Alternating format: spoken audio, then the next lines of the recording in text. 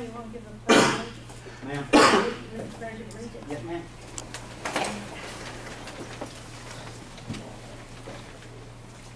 Pledge allegiance to the flag of the United States of America and to the republic for which it stands, one nation, under God, indivisible, with liberty and justice for all.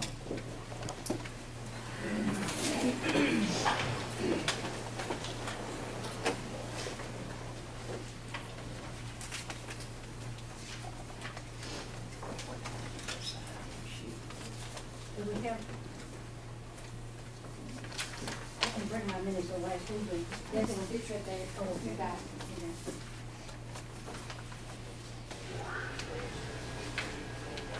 We'll take a few minutes to read it.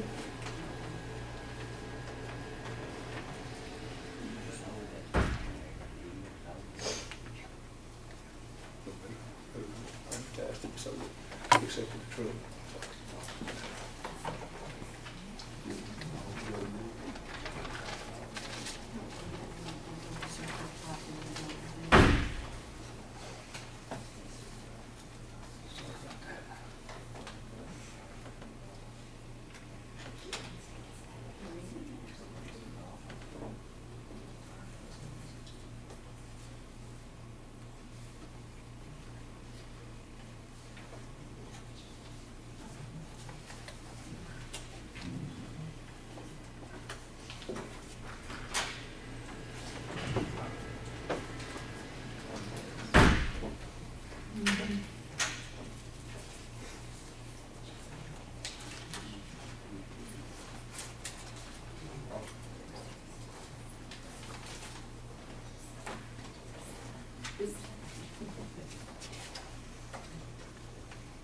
Make a motion to approve.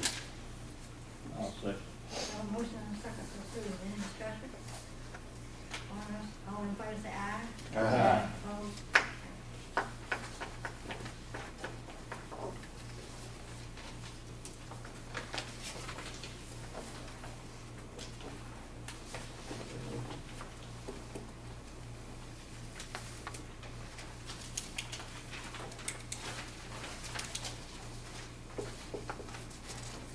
The next thing on the item is the spending prioritization and reserve policy.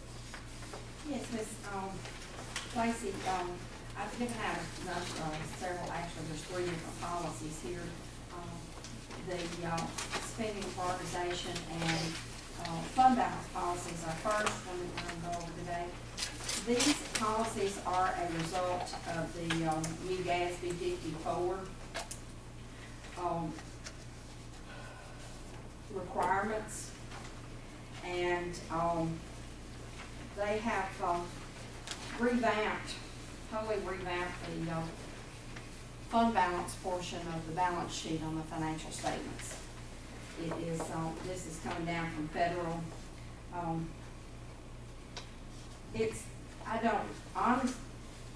Personally, I'm not a big fan of the changes they've made. I think there's less transparency rather than more. But I think what they're trying to get to is having sets of financial statements that they can pick up, a set of financial statements here in Giles County and a set of financial statements in Timbuktu, Texas, and be able to compare the two. And that's what they're trying to work toward. This GASB 54 has a number of changes we've already been dealing with. Remember, it's been almost 2 years ago was the first one we had to make, was when we had to move the $15 million hospital money. We could not have it as a separate fund. We had to move it into the general fund and then show it as a committed fund balance. I'll go over some of the definitions of these so that you kind of understand, get a grasp of what they're talking about, because I've been to like 3 different workshops on this, and I'm still hazy on a lot of it. So it's very in-depth and much more detailed. Under definitions, fund balance refers to the difference between the asset and fund liabilities. The governmental funds balance sheet refers to as fund equity. fund balances are reported in the different classifications. In other words, they've broken our fund balance down differently than it was before. The first category is your non-spendable fund balance. We have very little of that. That's going to be any kind of loan receivable, which we don't have any of that. Prepaid balances, which we don't have any of those. And inventory, well, we don't really have anything that we, in our county, that would show inventory of any material amount. So that pretty much, that does not really apply to us very well. The restricted fund balance is the one that's going to be the most, one of the most important ones for us to learn and to understand. The restricted fund balance is what we used to refer to as our reserves. And they have pretty much given us a list of restricted fund balances that we can use. And in working with the, at this moment in time, I'm working with the June 30th fund balances for the GASB 54 and to analyze those restricted funds. I sent it last week to the auditors for them to review, and they've sent me back the recommendation on getting that done. I wanted to do that so that it would be presented correctly and not have to have a whole lot of changes when they actually come in and do the audit. A lot of our reserves that we had to in the past broke down separately. Under this new policy, for the external financial statements, they have to be combined. I would still keep the spreadsheet and keep those separated, but if you look at just the financial statements, you're not going to be able to tell how much of that is the reserve for the sheriff's department or the reserves for the county court clerks, data processing, and different ones. That's why I said I'm not really a big fan of this because to me it's less transparency, not more. Because we've been showing those separately, so you could actually see those. But on the new financial statements, they will all be lumped together. Your committed fund balance, and those are, for us, the major thing that's going to be is your hospital funds. Remember about a year and a half ago, was it, that we passed a resolution when we moved that $15 million into the general fund, that how it was to only be spent for, we were only going to spend the interest and the principal remain intact. And that is done by resolution by the governing body. Then turn on the back. Assigned fund balance is are items that any one of the officials can delegate, such as, or the budget committee delegate for a specific purpose. I don't think we have very much of that. The only ones that might be is, I had a question as to whether the ambulance fund balance would fit into that one, or would it be into the committed, and I have not got a yet on that. So that one I think is probably going to be our ambulance fund is where that's going to be, because we've assigned it, the funds that are there for that in that fund balance are to be used for the ambulance service. And the unassigned fund balance is just what we've always called general fund balance. It doesn't have any kind of restrictions placed on it. So basically what you start with is you start with the more restrictive and work down to the less restrictive. Now that's just a little bit of the definitions of fund balances. And what I have presented here as our policy is that we'll reduce our unrestricted amount first on the expenditures, based on our budget. And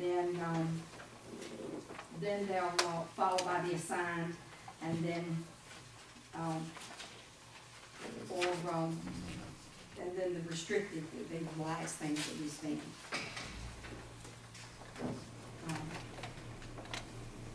And they would have to have a budget amendment or be approved in the budget.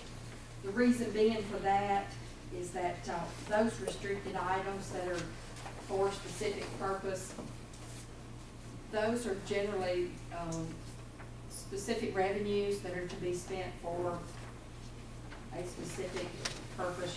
A lot of data processing that Kay has, and Crystal both have, remember, all have data processing fees they collect, and they accumulate those into those reserve accounts.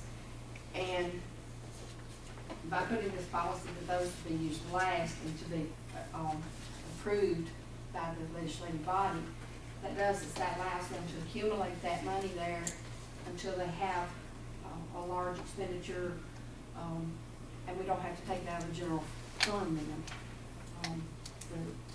For replacements of equipment, and I think Carol had the copy machine that we did last year for her, and without these funds, that would have been a difficult purpose and a purchase for her. So that's the purpose of that.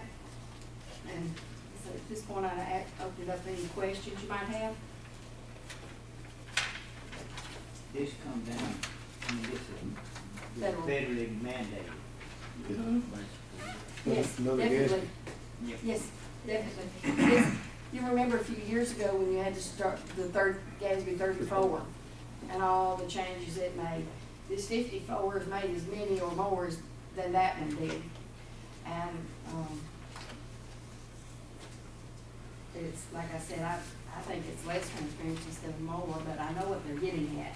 They're trying to make things consistent so that any person who looks at our financial statements and then looks at a financial statement in another county, in another state, they can compare and feel like they're looking at apples and apples.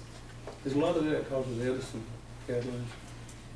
A lot of it's coming from that. A lot of it actually goes all the way back to, now this goes federal. Okay. This goes back to Enron. A lot of it is trickling down from that. And a lot of the banking and insurance as well. That's where a lot of that is coming from.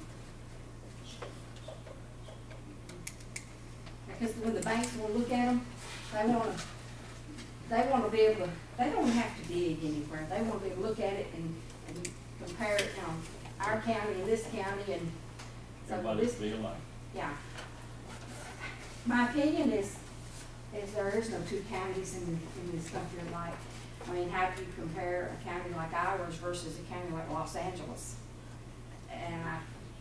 But that's my opinion, they didn't ask for it. So we're not really given a choice as to follow it. What we have to do is make our own policies that fit within it, and they fit the way we, how we want to run our departments. So we really don't have a choice whether we like it or not. We gotta adopt it. We've got to adopt a Yeah. policy. It doesn't have to necessarily be this policy, but we have to adopt a policy, yes. If you don't, they have a default policy, and the default policy is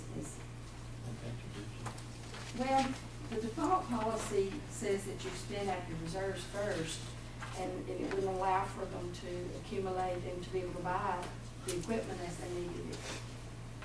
And it was backwards, in my opinion. Yeah.